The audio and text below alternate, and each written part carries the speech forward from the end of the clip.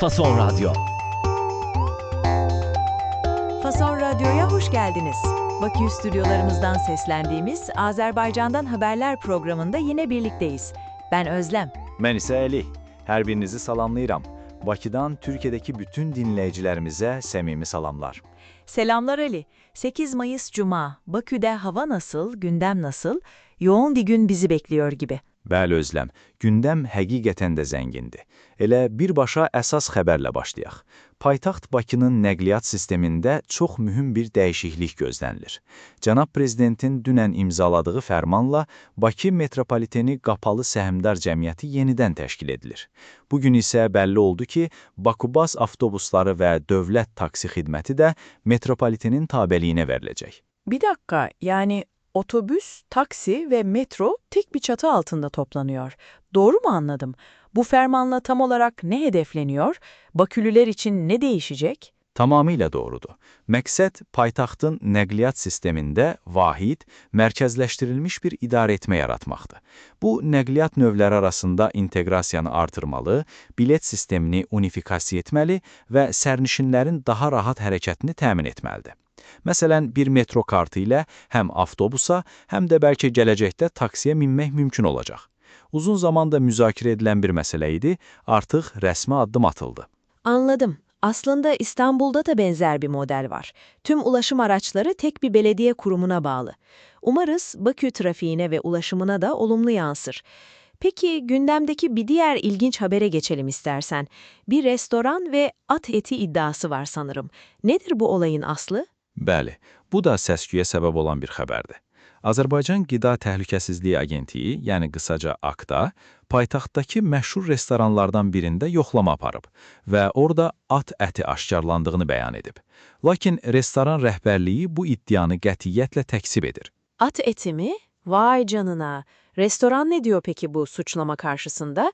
Bizde olmaz öyle şey mi diyorlar?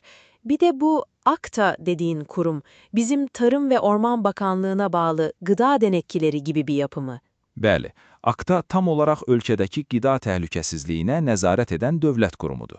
Restoran sahibi isə mətbuata açıqlama verərək öz mətbəxlərində ancaq quzu ətindən istifadə olunduğunu, başqa heç bir ətin alınmadığını bildirib. O, AQDA-nın analiz nəticələrini şübhə altına alır və bunun bir böhtan olduğunu, onların işgüzar nüfuzuna zərər vurmaq məqsədi daşıdığını deyir. Məsələ indi daha da böyüyəcək kimi görünür. Anlaşılan o ki iki tarafta geri adım atmıyor. Bakalım altından ne çıkacak. Ama şimdi öyle bir haber var ki sırada, okuyunca inanamadım Ali. Bu nasıl olabilir diye defalarca okudum. Başındaki bir sorun için hastaneye götürülen bir çocuk yanlışlıkla sünnet mi edilmiş? Təəssüf ki, xəbər doğrudur Özləm. Bu çox üzücü bir tibbi səhvdir. Ailəsi çocuğu başındakı bir problemə görə xəstəxanaya aparıb, ancaq xəstəxanadakı qarışıqlıq nəticəsində çocuq səhvən sünnət edilib. Hadisə məhkəməyə daşınıb və bir neçə gün öncə qərar verilib. Məhkəmə ailənin şikayətini təmin edərək xəstəxananın onlara 5500 manat təzminat ödəməsinə hökm verib. Aman Allah'ım, gerçekten akıl alır gibi değil. Peki 5500 manat, bu rakam böylesine trajikomik ve geri dönülmez bir hata için komik bir rakam gibi duruyor. Yani Azerbaycan şartlarında bu para ne ifade ediyor? Çünkü Türkiye'den bakınca böylesine trajikomik ve geri dönülmez bir hata için komik bir rakam gibi duruyor. Haqlı bir sualdır. 5500 manat bugünkü məzənnə ilə təxminən 3200 Amerika dolları edir. Əlbəttə ki, bir çox insan bu məbləğin yaşanan mənəvi zərər qarşısında çox az olduğunu düşünür. Sosial şəbəkələrdə də bu mövzu geniş müzakirə olunur.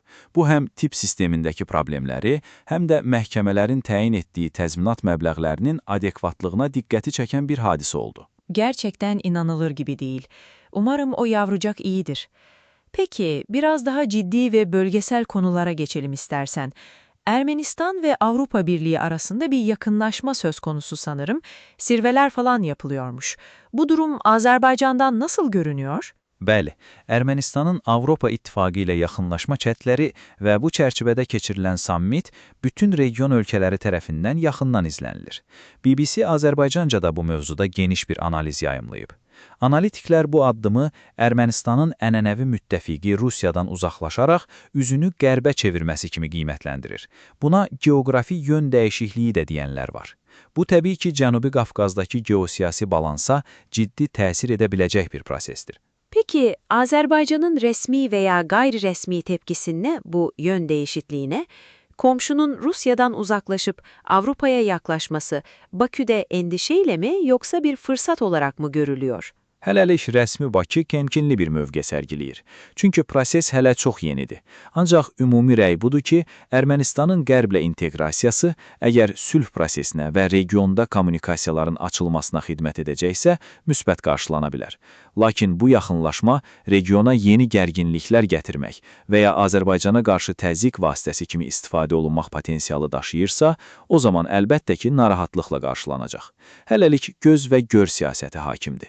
Anladım. Bekle ve gör politikası. Bir de Azatlık Radyosu'nun bir haberi var. Hapisteki bir muhalif aktivistle ilgili.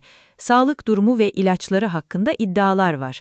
Biraz detay verir misin? Bəli, Azadlıq Radiosunun məlumatına görə, həbsdə olan Azərbaycan Xalq Cəbhəsi Partiyasının fəallarından birinin səhhəti pisləşib.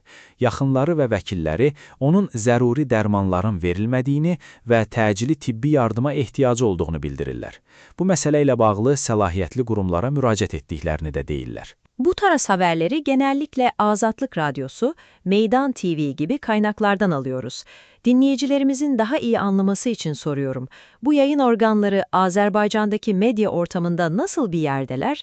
Yani bağımsız, muhalif mi diyebiliriz? Bəli, həm Azadlıq Radiosu, həm də Meydan TV Azərbaycanda dövlət nəzarətində olmayan, müstəqil və çox zaman tənqidi mövqedən çıxış edən media orqanları kimi tanınır.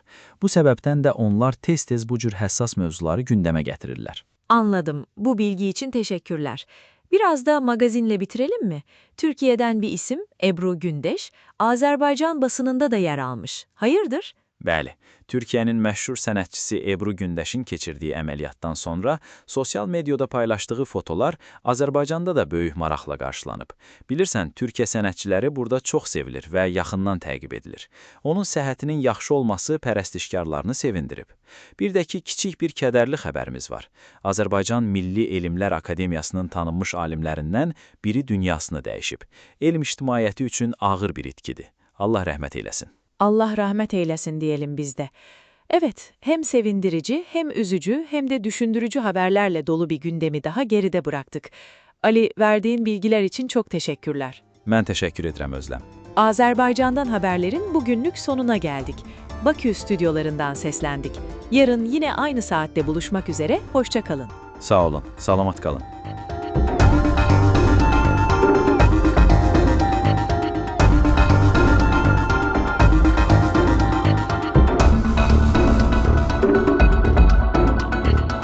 Fason Radyo